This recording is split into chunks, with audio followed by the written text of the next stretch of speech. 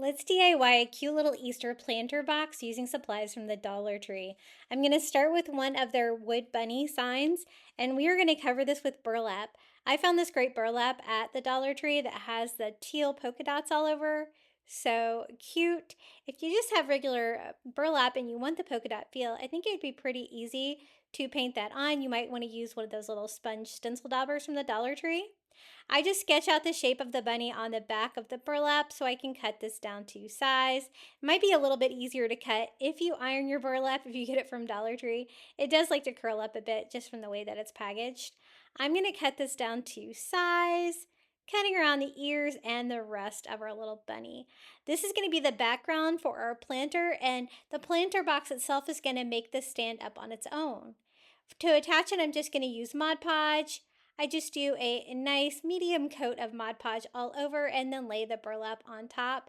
The burlap should seal with the Mod Podge on the edges, but I'm also going to do some Mod Podge here on top, a thin layer, just to help keep it down.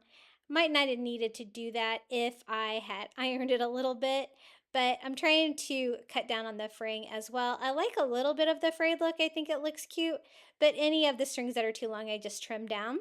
For the planter box, I'm using one of these wood crates from the Dollar Tree, and I'm just going to go over the entire thing with a coat of white acrylic. It is a cute size box for this. Since it's going to be holding carrots, I thought we could label it with some little wooden carrots from the Dollar Tree. I thought 3 of them would look really cute on there. I'm just going to paint them. I found these tiny items from the Dollar Tree are just easier to paint with just a paint pen, so I'm just going to do orange for the carrot and green for the greenery. I think these will look nice and really pop against that white background. I'm just going to glue 1 in the middle and 2 like tilted on each side. Now I can attach that to the front. It will make it stand up, but I did want to dress up my little bunny once more. I got some of these little felt flowers from the Dollar Tree. They're like a garland for spring, and I'm going to use one of those to decorate the bunny ear. Since I can't really give this bunny a tail, it might as well be the front of the bunny, right? So a little bit of decor for spring, and then I can attach the box just like that. I thought my orange was a little too bright for the color scheme. I was using a lot of pastels, so I toned mine down a little bit with some softer orange. And then we're going to fill it up with the little string carrots from the Dollar Tree, like a little carrot patch.